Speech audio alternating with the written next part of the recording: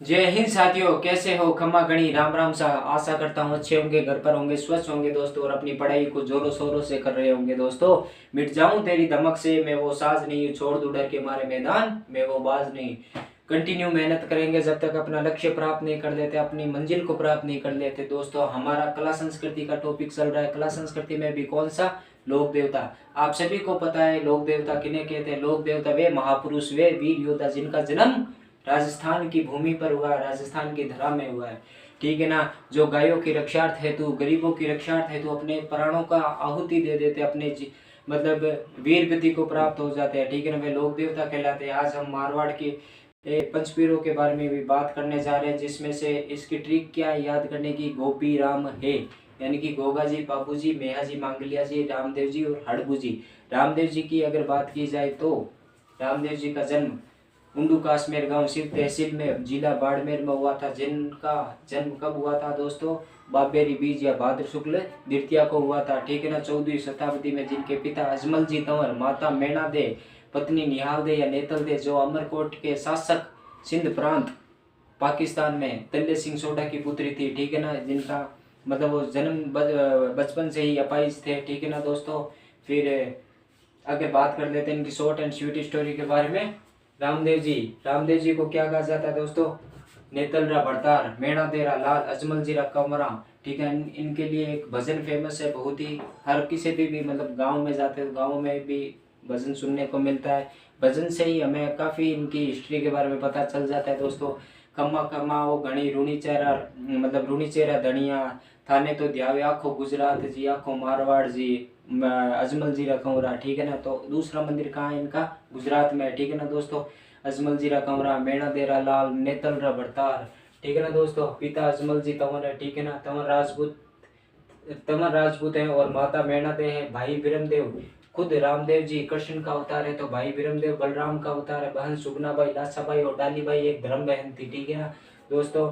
और पत्नी नेतल दे या फिर निहाल दे कहलाती है, ठीक है, जो अमरकोट की राजकुमारी थी। और ये अवतार किसके? कृष्ण के अवतार कहलाते हैं। गुरु बालीनाथ जी, इनका मंदिर कहाँ पर है दोस्तों? मसूरिया पहाड़ी जोधपुर में, जहाँ कुष्ठ रोग का निवारण किया जाता है। शिक्षा ग्रहण कहाँ की थी इन्होंने?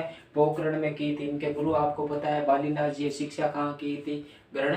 पोखरण में की थी। रामदेव जी ने अपनी भतीजी की शादी में पोखरण को दहेज में दे दिया था, ठीक है ना। पोखरण एक फायरिंग रेंज भी है दोस्तों जैसलमेर के अंदर, जहाँ परमाणु परीक्षण होते हैं। और 18 मई 1974 को पहला परमाणु परीक्षण हुआ था, और फिर 11 मई और 13 मई को 1998 को दूसरा परमाणु परीक्षण हुआ था, ठीक है ना दोस्तों। इसकी थीम क्या थी? बुद्धा मुस्कुराए।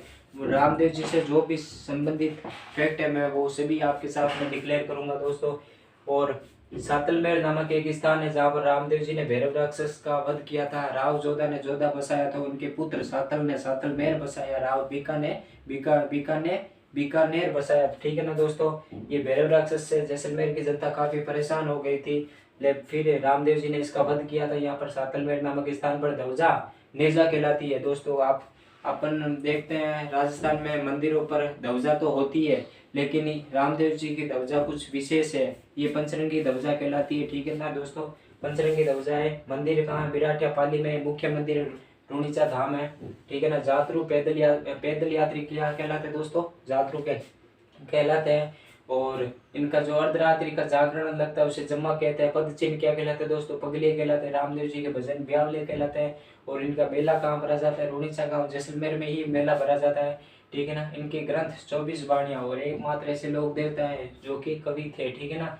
इनकी शिष्य आई माता का मंदिर बिलाड़ा जोधपुर में, आप सभी को पता है। रामदेव जी की शिष्य थी हरजी बाटी रत्ना राय का आई माता, ठीक है ना। इनके बारे में इंटरेस्टिंग फैक्ट है, आगे चर्चा करेंगे। इनके समकालीन लोक देवता कौन थे? मल्लीनाथ जी राजस्थान के मारवाड़ के लोक देवता है दोस्तों। इनका मंदिर बाड़मेर तिलवाड़ा में है, ठीक है ना। राजस्थान का सबसे प्राचीन पशु मेला मल्लीनाथ जी का है। इनकी पत्नी रूपा दे है, और अपनी पत्नी रूपा दे के कहने पर इन्होंने उगम सिंह भाटी को क्या बनाया था? गुरु बनाया था। और इन्होंने एक पंथ चलाया था। कौन सा पंथ है? प्लीज कमेंट में आंसर देना, ठीक है ना। पंथ कौन सा चलाया था? और नृत्य कौन से किया जाता है? 13 ताली नृत्य किया जाता है दोस्तों। कांवड़िया पंथ रामदेव जी ने चलाया था। वाद्य यंत्र रावणता वाद्य यंत्र का यूज किया जाता है। ये तत्वाद्य यंत्र है, राजस्थान का सबसे प्राचीन वाद्य यंत्र है दोस्तों, ठीक है ना। और राजस्थान का राज्य वाद्य यंत्र कौन सा? अलगोजा वाद्य यंत्र है, जो कि एक सुशील वाद्य यंत्र है। इनका मंदिर खूंडियावास नागौर में, ये राजस्थान का दूसरा रामदेवरा कहलाता है। छोटा रामदेवरा गुजरात में कहलाता है, ठीक है ना। अब बात करते हैं हम रामदेव जी की। जब नेतल दे के पिता यानी कि दल्ले सिंह सोडा को पता चला कि भाई मारवाड़ में ऐसे एक महापुरुष रहते हैं, ऐसे लोक देवता रहते हैं मतलब जिनसे कुछ हमारे मतलब फायदा हो सकता है, तो रामदेव जी मतलब पुत्री का विवाह रामदेव जी से करवाया। जब रामदेव जी का विवाह हो रहा था तब नेतल दे मतलब फेरों के लिए नेतल दे को कहा गया, लेकिन वो उठ नहीं पाए। तो रामदेव जी ने अपना हाथ दिया नेतल दे को और नेतल देव से बोला, नेतल दे आप खड़े हुए, मैं रामदेव कह रहा हूँ, आप खड़े हुए। तो ऐसा चमत्कार हुआ दोस्तों, ठीक है ना। नेतल दे 1 सेकंड में खड़े हो गए और उनका मतलब जो अपंग है वो ठीक हो गए, ठीक है ना, अपने पैरों से चलने लगे। रामदेव जी के चमत्कार को पर्चा कहा जाता है राजा। और रामदेव जी ने अपना मतलब पहला पर्चा किसको दिया था? अपनी माता मैणा देव को दिया था दोस्तों। उबलते हुए दूध को एक जगह स्थिर कर दिया, उबलने नहीं दिया, ठीक है ना। और फिर एक दिन मेले में गए थे रामदेव जी, तो मिश्री का लूण बना दिया, लूण का मिश्री बना दिया, ठीक है ना दोस्तों। और इनके कपड़े के घोड़े चढ़ाए जाते हैं, ठीक है ना, कपड़े के घोड़े होते हैं। और जैसलमेर में हरजी भाटी इनका एक भक्त था, ठीक है ना। वहाँ का तत्कालीन राजा उनको बहुत परेशान करता था कि ये क्या ढोंग लगा रखा है, ठीक है ना।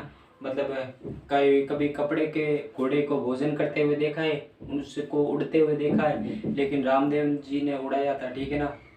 और कपड़े के घोड़े को भोजन भी करवाया था, ठीक है ना। ये ऐसे ऐसे चमत्कार देखने को मिलते हैं दोस्तों। और अगर बात की जाए तो रामदेव जी की बात की जाए तो शॉर्ट एंड स्वीट स्टोरी में आपके सामने एक बार डिक्लेयर कर देता हूँ पूरी की पूरी। रामदेव जी का जन्म, ठीक है ना, 14वीं शताब्दी में उंडुकास में गाँव शिव तहसील और जिला बाड़मेर में हुआ था। इन्हें राम सपी रोणी चेरा नाथ, ठीक है ना, द्वारकाधीश द्वारका नाथ नीले घोड़े का अस्वार कहा जाता है, ठीक है ना। इनकी माता का नाम मेणा देव, पत्नी का नाम निहाल देव या नेतल देव, जो अमरकोट के शासक दले सिंह सूडा की पुत्री थी, ठीक है ना। और इनकी पिता का नाम अजमल जी था और भाई का नाम क्या है दोस्तों? बिरमदेव, जो कि बलराम जी